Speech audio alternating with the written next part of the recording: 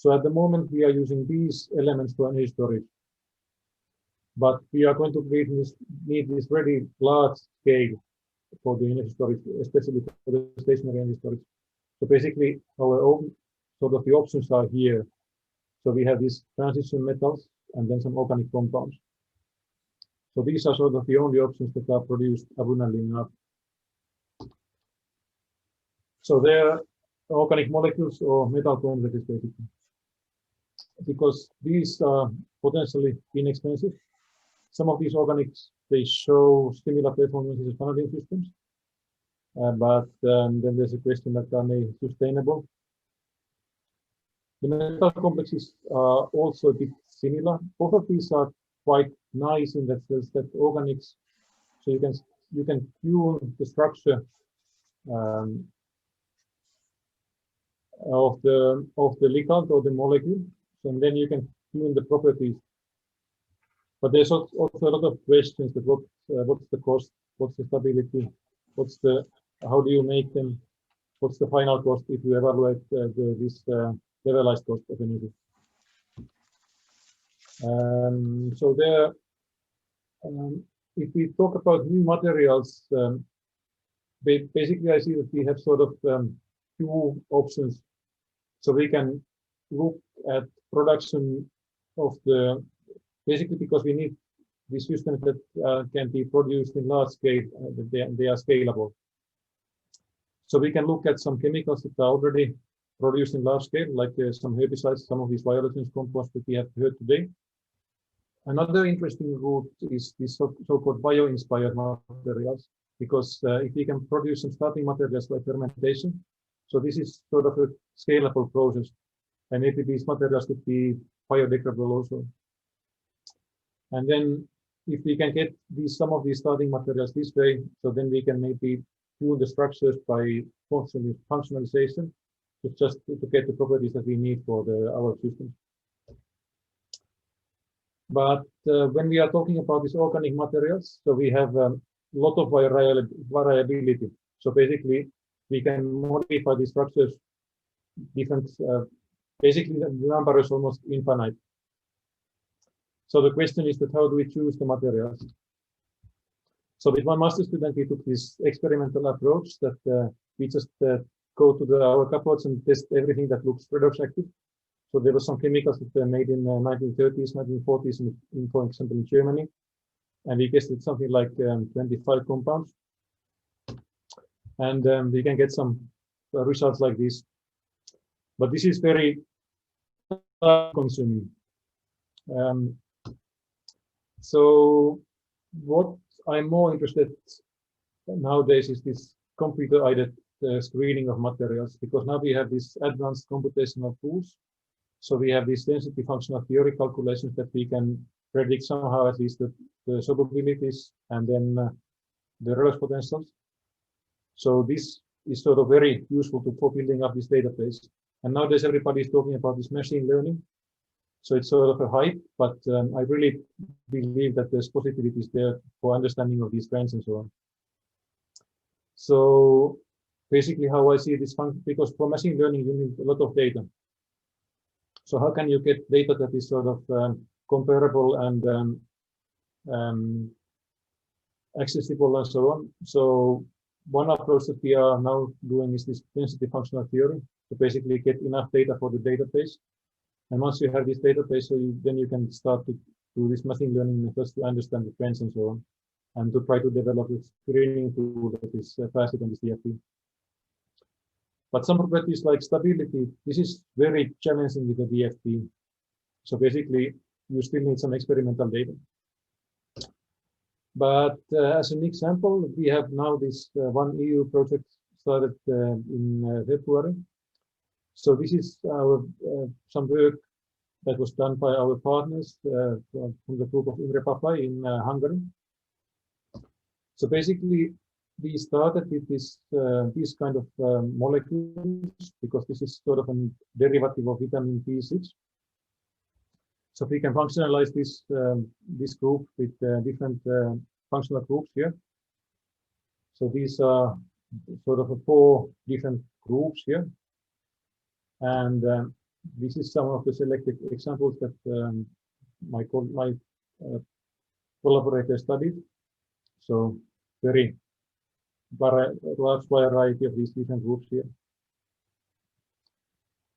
And basically, there's a set of more than 6,000 molecules here. So it would take ages to synthesize them and test them experimentally. For the procedure, I'm going to go through this very briefly because I'm not a computational chemist. But basically, first there's the generation of these 3D structures, and then investigation of these different combinations and protonation state at pH 7, and then this initial 3D conformational search. Then there's a semi-empirical geometry tree optimization, and then finding the most stable structure, and then taking into account the entropy contributions, and then there's 2 DFT calculations. So this is sort of a fast, fast but not so high-level method to do this screening to get the redox potential. So with this procedure, I'm told that my collaborators, they are calculating something like 100 molecules per day for redox potential. So they tested this screening method versus this all DFT method, that each of these steps is done by DFT. It is a quite small test set, but the mean average error is quite good. It doesn't work for all the molecules, but for most of it, it works quite nicely. So we get something like 100 millivolts accuracy. And then there's this paper where they report 180 organic molecules. So this was sort of the comparison between DFT and experimental. So there, this mean average error is roughly 0.2 millivolts. So this is sort of the accuracy that we can get with this method. So here are the results of this for this reduction potential for these 6,000 molecules. So these are sort of molecules that could be used on the negative side. Some of these groups, they are far too negative, so they could maybe be interesting for non-aqueous systems. But there's also some of the candidates here on this region that is more interesting for flow batteries. And now our collaborators are also looking at how to, or starting to synthesize some of these and verify these results experimentally. In Hungary also they started to do this machine learning with collaboration with TU Budapest. So they started to implement and test these 4 different machine learning methods. So I'm not an expert on this, but there's sort of a fingerprint method that is based on the chemical fingerprint of the structure. And then there's these graph-based methods. And then this data has to be learned, this distribution to learning and validation and test sets and so on. When they started this work, not all these computations were done, so only this is sort of the result of the 3,000 molecules, if I remember correctly, something like that. But this mean average error between this machine learning model and then this high throughput VFT screening is very good actually. So all of these different machine learning methods look very interesting for this kind of fast high throughput screening. Basically, this development of these different kind of models, it takes maybe 10 hours. So this, how to teach this model. And then you just input this molecule for the model, and then you get a response in a couple of seconds. So then it becomes really like a good screening tool. I won't go into too much further details about this, but this approach sort of looks very interesting. So these are the people who were doing this DFT and then this machine learning. So these are my collaborators from Hungary for this project. So based on this, I can really say that this high throughput computational screening is coming, and this performance is quite similar on this organic flow. So some of the organic flow batteries, they are performing as well as this vanadium. But then there's this question about cost and stability, and can we find some molecules that really could change this game for the stationary energy storage? So I see that there's some issues in my opinion on this field. So we've had actually a lot of these reproducibility problems in our experimental work. So when we take some examples from the research and then we try to reproduce them, and we really have difficulties to get the results that are reported. So I think we were using sort of a glove box with 100 ppm of oxygen, but maybe it's not enough. So now we are going to move to a bit better controlled atmosphere. Then there's the issues of crossover. So what happens when your molecules start to cross the membrane? Can they affect the degradation?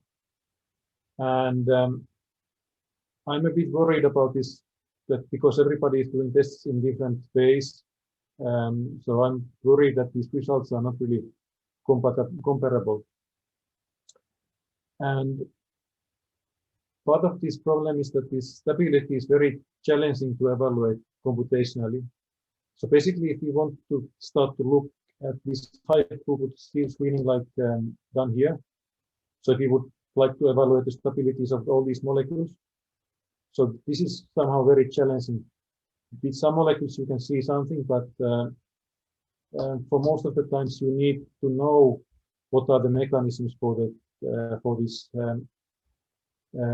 degradation to understand the side reactions, and then you can understand. Then you can start to look at how to prevent this. But if we have enough data, so maybe we could start to apply these machine learning tools also for this. But then for this machine learning, we need really good quality data. So we need this reproducible experimental testing.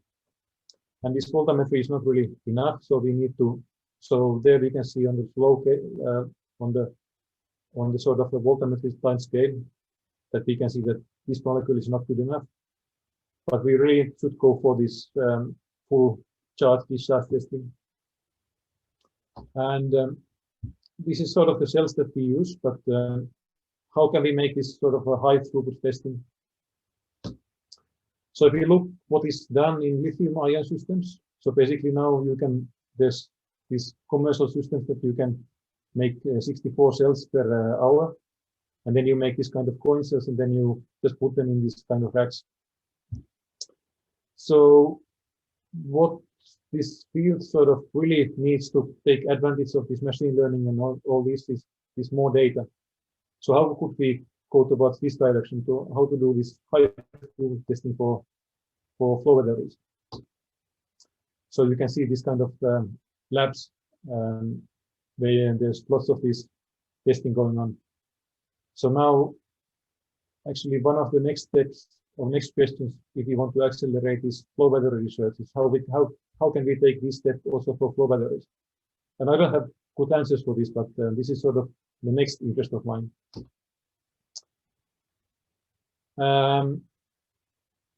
So this computational high throughput screening for flow batteries is really seems to be good for these Redox potentials, maybe, and at least we can get some estimations for solubility. But then stability is the question mark. And then how to get this machine learning data for design of new materials, because there we need this reproducible data. We need high throughput synthesis. This is sort of something that is already being developed for example, for drug development and so on. So this is starting to become available. But then we need this high throughput testing. And this is sort of some of the my interests as well, where to go next.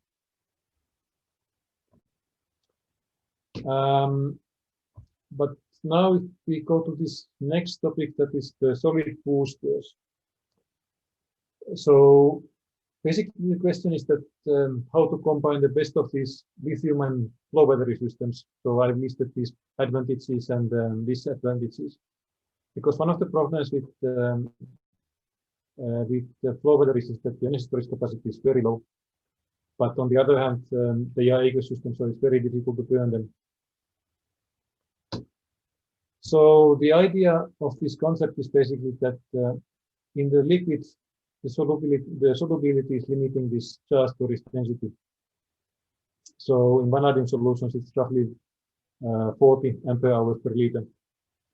While if you would take this Persian blue as a solid, so we can store more than 200 ampere hours per liter of this. So if we could mix these 50-50, so we could basically triple the energy storage density. So how would this work in the flow battery?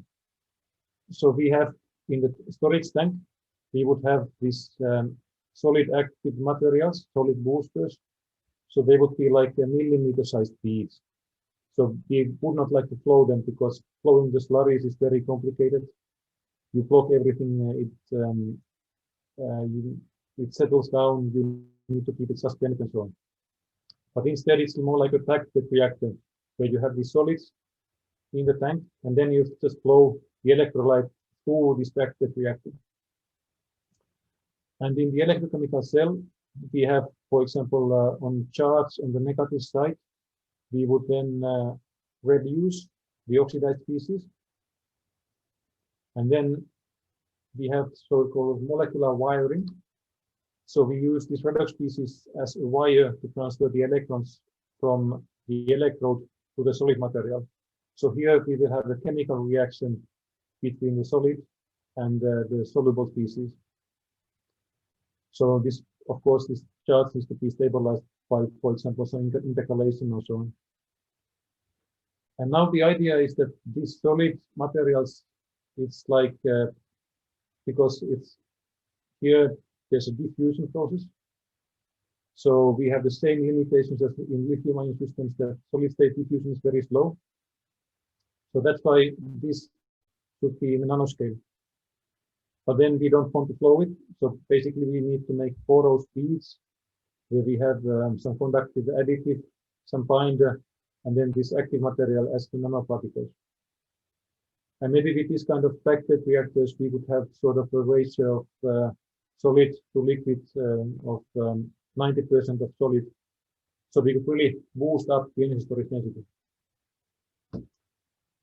But how does it work then?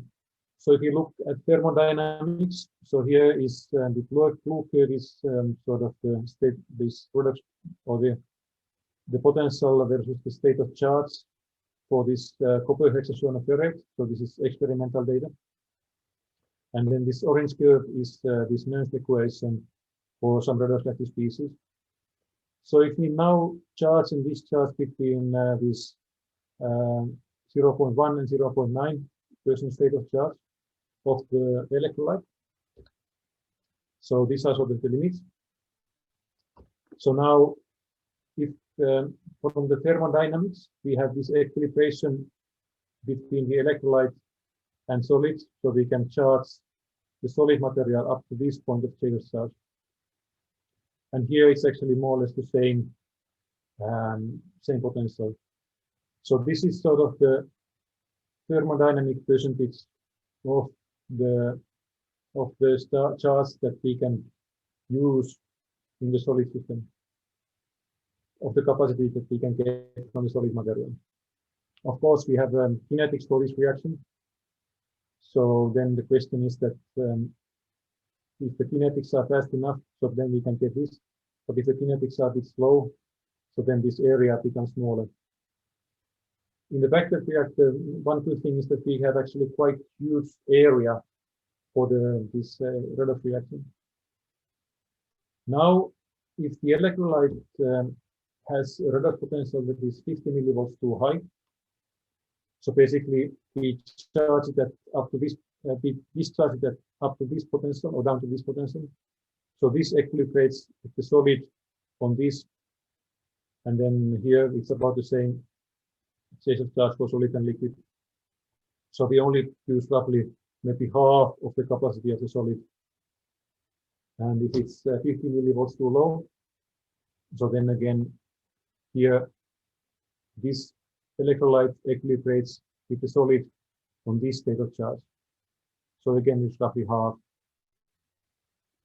So basically, to access all the capacity of the solid, we need sort of a system where we have very close match between the state of charge curves of the solid and liquid. Of course, the other option is to use two electrolytes. So then we would have two curves here that we can use one redox couple to charge the solid and one redox couple to discharge. So at EPFL, with the group of Hubert Giro, so we demonstrated this concept with iron 2, iron 3, and polyaniline. So here are the series of the polyaniline. So you can oxidize polyaniline and you can reduce it. And this oxidation is quite close to this iron 2, iron 3 couple. So basically, we add this polyaniline in the tank as large beads, and then have this iron 2, iron 3 as the redox solid. So here is the half cell measurements of iron 2, iron 3. So this is the capacity that we get out. And then in the same system, we add this polyaniline with some carbon black additive, and we can really increase the capacity. And what is also very interesting is that we increase the voltage efficiency. So we have a system that becomes has higher capacity and has better efficiency. But we really need the conductive additive. So if this, because otherwise we only access the surface of the materials. So we need to add the conductive additive to access almost all the capacity of the polyaniline. So we are not the only ones who have been working on this topic. So there's the group of King Wan in Singapore. So 2 years ago, they published this paper with this lithium iron phosphate and the lithium vitamin phosphate with this redox approach. So they see also the similar behavior, that this is just the flow cell data, and then we add the solids, so they can get much higher capacities. And then this is the volumetric capacities that they demonstrate in this work. So these are quite very good numbers on this point. And last summer, we published this copper hexazonoferrate with German tempo derivatives. So this is tempo derivatives. So here is the CV of this tempo derivative, and then this is the Persian blue, this copper Persian blue. So here we see that we have a very good match on this redox potential.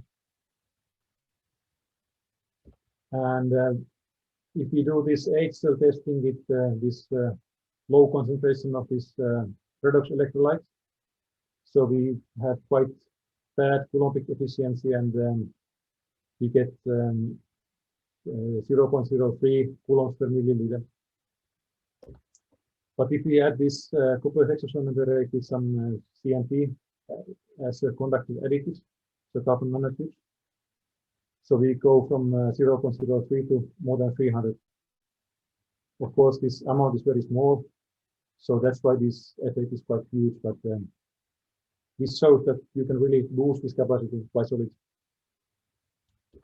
And actually, the coulombic efficiency for this tempa is without the solid is quite bad. But when we add the solid material, we get much higher coulombic efficiency as well. But we see that we have a bit of a capacity degradation. So we have some stability issues. And if we put our numbers on this scale, so this is just the redox electrolyte. And then if we take this hexazonoferrate, so we can get about here, depending on a bit what's the ratio that we can get with solid and liquid. So this solid boosters is a bit new field still, so there's not too many proofs. We are going to hear another talk today, but what is sort of missing on this field is basically to how to design these systems.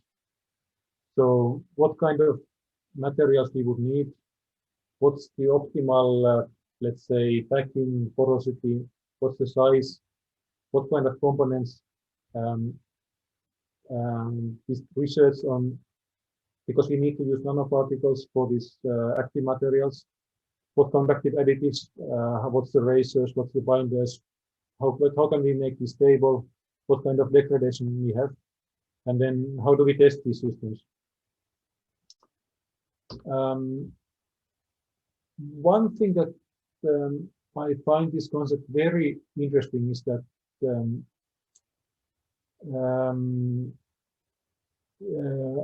we have this improved capacity and we have this improved efficiency, but also the solubility of the redox electrolyte becomes less important. So now we can use redox species that are not so soluble, because most of the charge is anyway stored in the solid. So this really gives us more options for organic redox electrolytes. So maybe we can find some very stable ones. But what we need is this match between organic or the redox species and then the solid, the redox species in a liquid and the redox species in a solid. So basically, these organic materials, on this also these metal complexes, I find that they are very interesting for this energy storage, because there's plenty of these possibilities. And this VFT and machine learning, it starts to look very interesting. So we can really start to do this high throughput screening. But then we have these open questions of the stability. But then can we really get some very good system from that? So that's a bit of a question. But if we add these solid boosters, so then we start to really, maybe we can find some game changers there. So what we are doing now in our group, so we have 2 projects on these organic materials, 1 project on these metal complexes, so both computational and experimental. And then we have a couple of these projects on the solid boosters, so also on the system design and modeling. So how to model this and then how to design. And then we are also developing this experimental methodology. So how to measure these things electrochemically by scanning electrochemical microscope and then by spectroelectrochemistry. And I'm also very interested to go through this high throughput testing, but at the moment we just started from proposal and mostly just doing this side projects in this topic. So these are the people in my group who have been involved in this group, and then these are some of the people in EPFL, a group of Professor Hugo Zero. I have the funding from Academy of Finland, then earlier with, from SNF, and we have now this Compact EU project with these 6 other partners. So this is more modeling of this. So this here in this project we are doing this high throughput computational screening, and then also going to the cell level modeling, and then experimental verification by synthesis, and our part is more the experimental testing. So there's more information here on this website. And now we are starting a new ERC starting time project on this in January, more on this more methodology development for the solid boosters and so on, and basically at the end. So that was all what I wanted to share today. So I was a bit fast, but now we have some time for questions.